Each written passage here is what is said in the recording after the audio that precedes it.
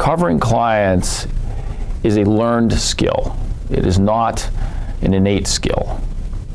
And I remember when I was in your shoes, I was worried when I started at Goldman Sachs that when I looked at the people who were really good at covering clients and really good at bringing in clients, the so-called rainmakers, I was worried that maybe they were just born that way. Maybe they were just natural born salesmen and saleswomen.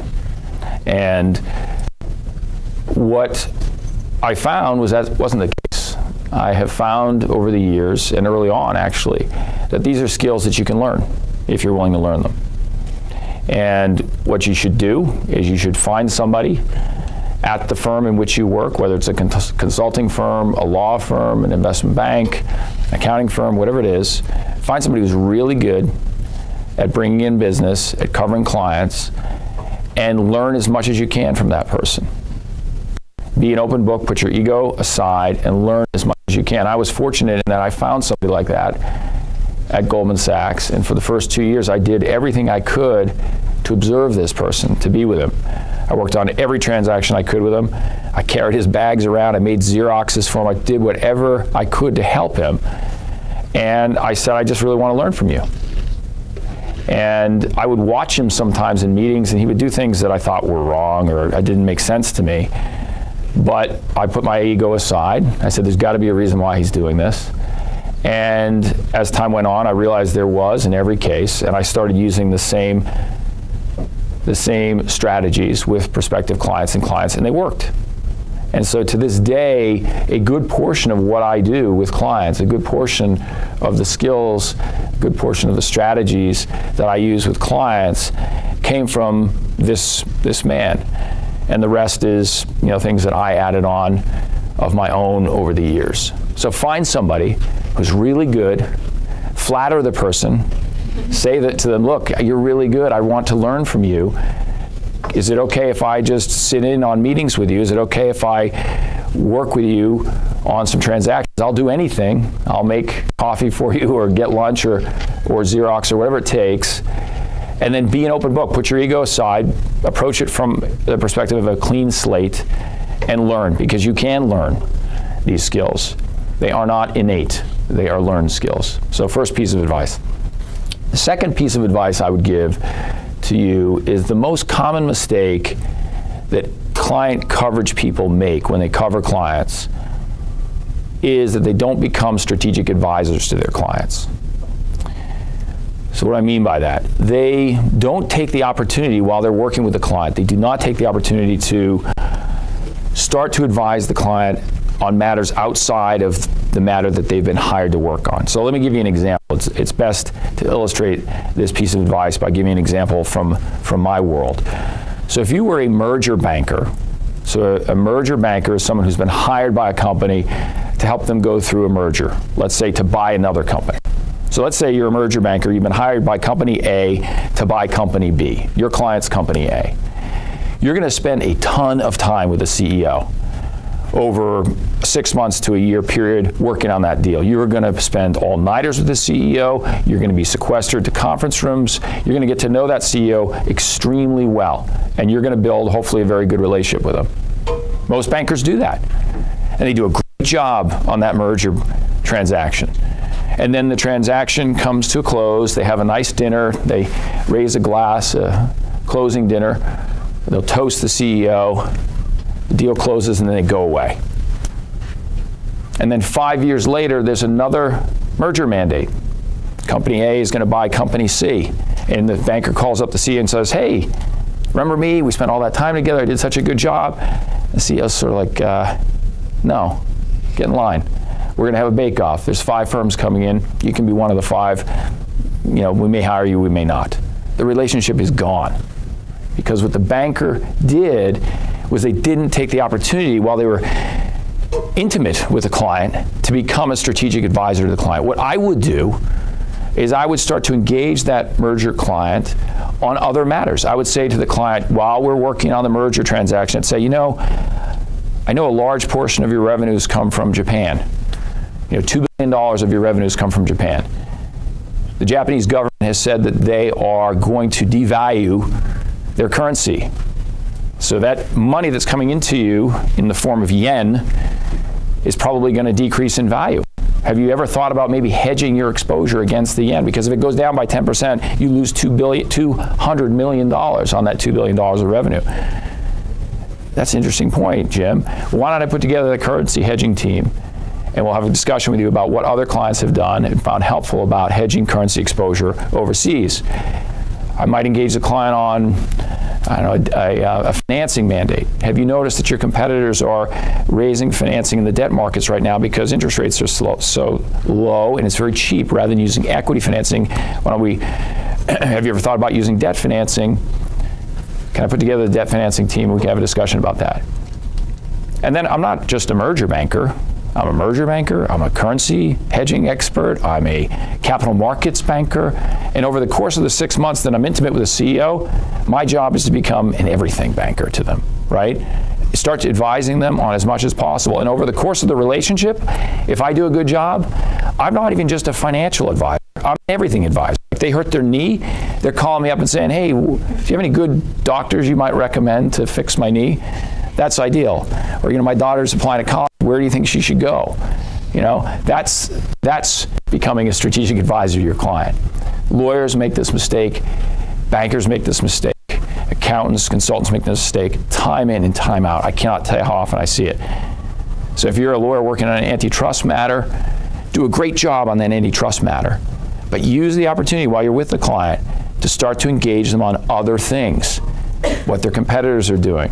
Have you thought about maybe structuring this transaction differently to minimize tax impact? Can we bring in our tax folks to talk to you about that?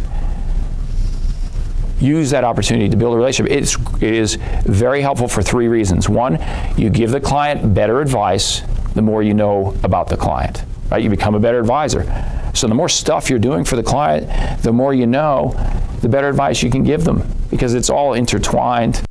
If you're working on a merger mandate, it's going to affect their ability to raise financing or hedge their currency or whatever it might be. So you're going to be able to give them better holistic advice the more you know. Secondly, you box out the competition. So in my case, when the CEO gets around to thinking about whether they should hedge their currency, they're not having a bake-off. They're not bringing in 10 currency hedging firms to help them. No, they're like, no, Jim's doing that for me because he's doing everything for me, including helping me find a doctor to fix my knee, right? So you box out the competition. No one can get in. And then thirdly, is you smooth out the cyclicality of these different practice areas that you might find yourself in. If you're a merger banker or a merger lawyer, it's very exciting to be a merger banker right now, or an M&A lawyer, because interest rates are very low, money is cheap, there's a lot of activity going on. Guess what? It doesn't stay that way, right? You feast or you starve.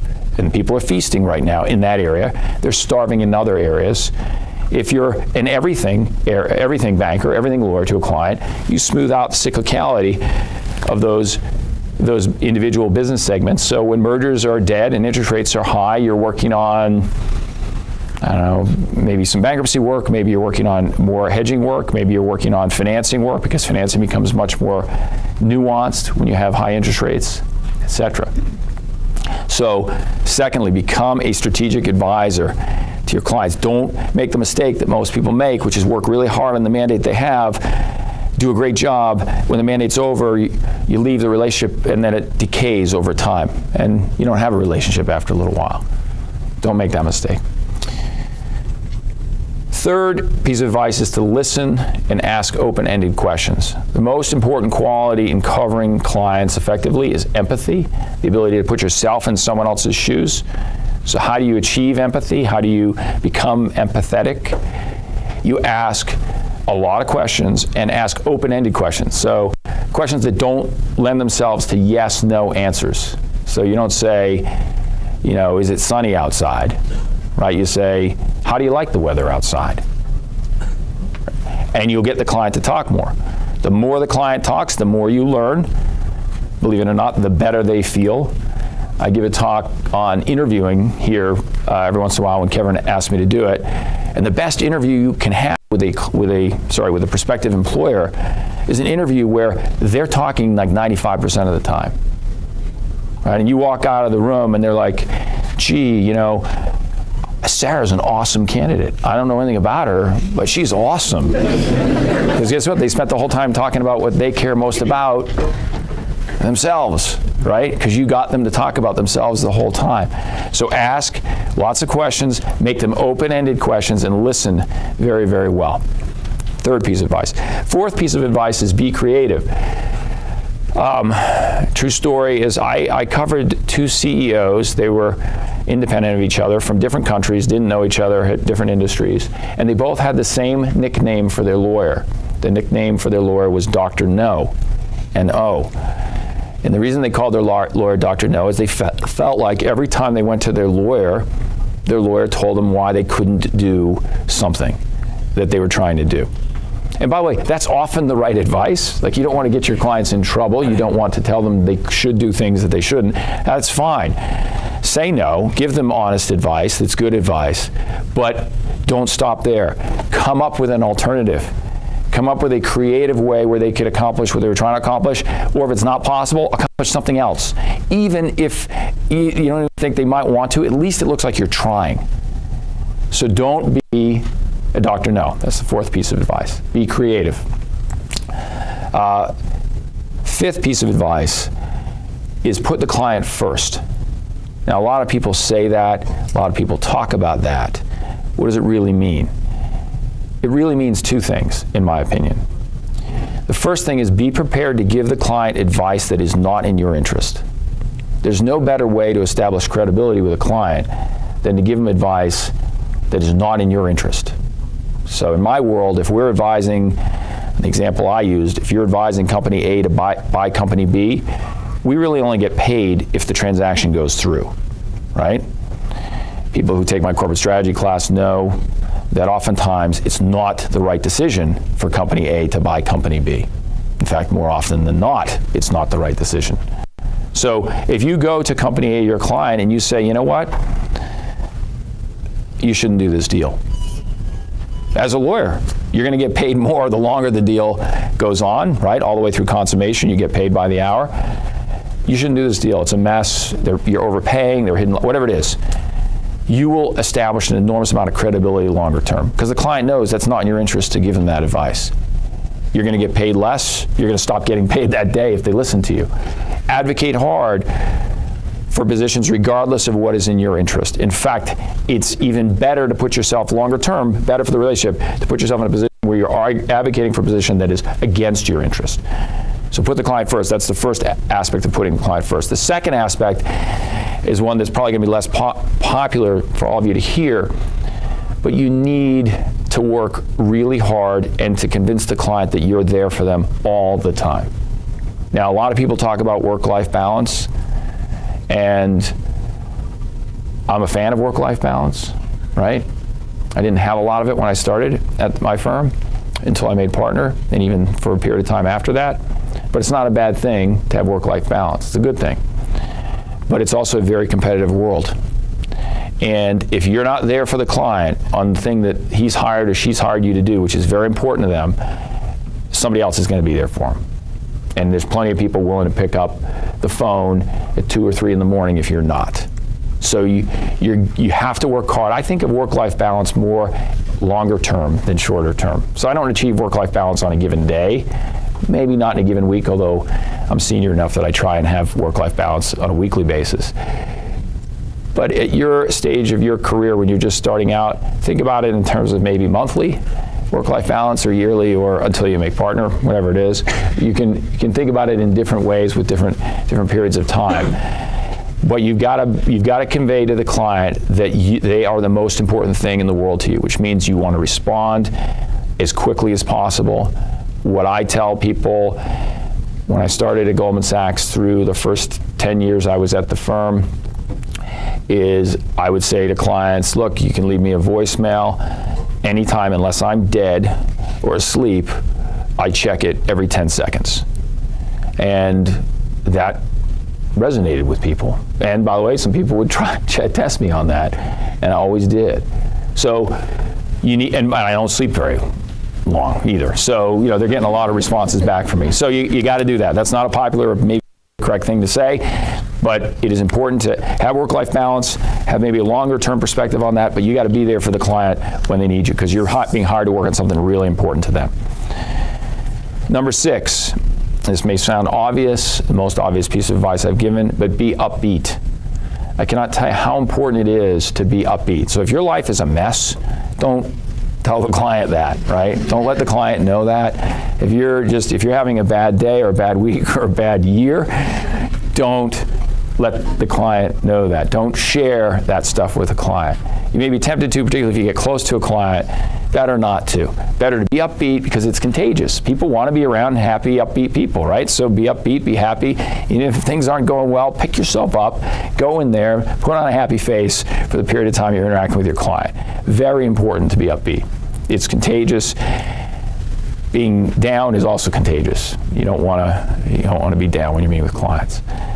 Last piece of advice is, for all of you, this is a unique piece of advice, is take classes in the law and business section here at UVA. You have a unique opportunity. You have present company accepted, outstanding faculty who teach classes that are business oriented. And the reason why you want to take these classes is there is twofold. There are two reasons. The first reason is so that you understand business. You understand your peers in business, why they make the decisions they make, how they were educated, what motivates them, how their companies work. It'll make you a better lawyer or consultant or banker or whatever it is that you're going to be. The second reason, which I tell my students often, which is a goal in my class, a goal that I put out front, is it will demystify the jargon and the language of the business world. The world that I operate in, like the world that you operate in if you're in law school, is mystified in language, right? You speak in terms that many people don't understand, stare decisis, res judicata. So if you're not a lawyer, you didn't go to law school, you're like, oh my gosh, what does this stuff mean? The reality is it's not complicated, right? It's just jargon. The same is true in the business world. We speak in terms of capital asset pricing model, discounted cash flow analysis, comparable merger analysis, whatever you want to call it. The concepts behind those terms are easy, but if you're not familiar with them and you start covering a client or you're in a boardroom and they start whipping around these terms, they're speaking a foreign language and you're out of the conversation. You're going to feel pretty intimidated. I can't tell you how many times I've seen lawyers shut down because they don't understand the language. It's like they're speaking a foreign language that they can't understand. If you take classes in the law and business section here, it will help demystify, decloak some of those, if not most of those expressions, most of that jargon gets used in the classroom and you become fluent in it, at least conversant in it. You won't be intimidated by it.